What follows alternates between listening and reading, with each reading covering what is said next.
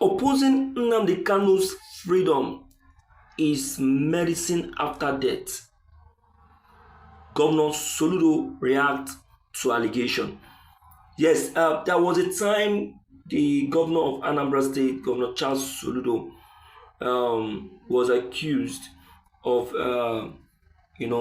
opposing the freedom of the IPOP leader, saying that even if the IPOP leader is released, that still will not stop the insecurity in the southeast. He has quickly come up to defend himself by saying, please, it is an allegation. In fact, the call for Nnamdi Kanu's freedom has been, one of the most important thing I personally have been pursuing, and that is the reason why I paid him a visit. He called it medicine after death. No be him. Say e no fit happen. All right. Thank you so much, my dear listeners, for yet another opportunity given to me. Thank you. Let's quickly go straight to the content.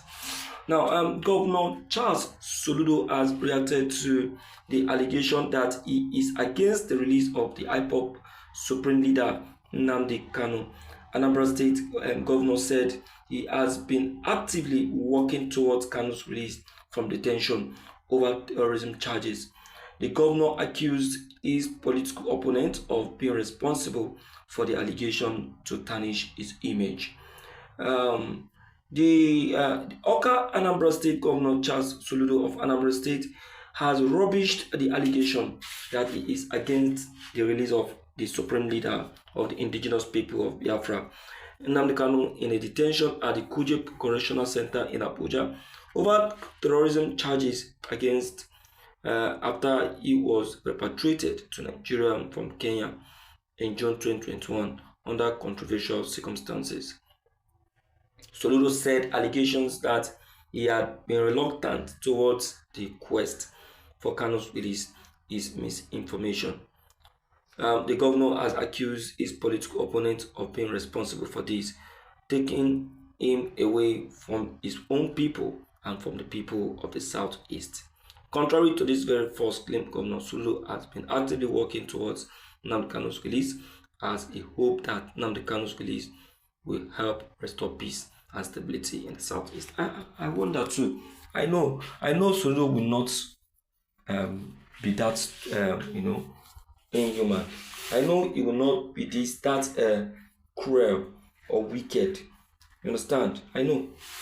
I want to really appreciate that very fact, and I also want to really appreciate that very move, because Governor Charles Soludo is one of those very strong Igbo leaders who has been standing in gap for Mazi Nnamdi Kanu to be released. I want to second everyone, and also second some of the Igbo elders who also have stood strongly by the IPOP leader to show him a full support, without any unnecessary shakings. Yes, I really want to appreciate them, and also want to concur with all that may have transpired. All right, it's a pleasure. So please, dear listeners, on this very note, don't forget your comments, your ideas and your opinion on this matter. They are very, very, very important. Don't forget to like and subscribe so that you can be updated each time we upload any new videos. Thank you.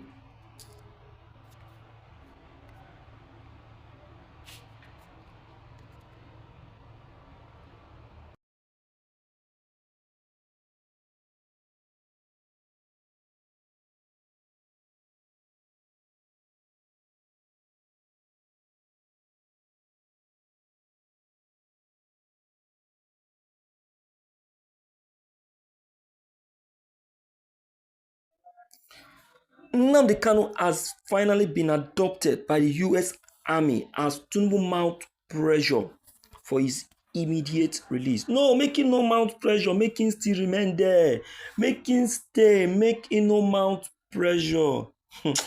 Hey, my people, I greet you on this very day. You are all welcome to today's broadcast. Yes, so Mazi Nnamdi Kanu finally will be regaining his freedom as the U.S. military personnel has finally what adopted him from the United States. Don't be smarting. My people, I greet to everybody out there listening to me through the very channel. You're all welcome to today's news.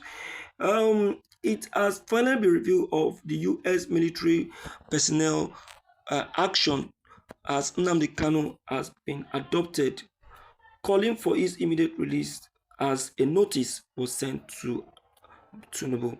Now, operating under the banner of the American military veteran, the group submitted an open letter outlining their concern about Kanus' prolonged incarceration.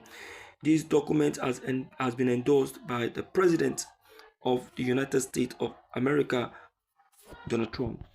Now, a special appeal has been drawn as Bola Ahmed Tinubu's attention to a very serious matter concerning the continuous detention of Nnamdi Kanus and the danger attached to it.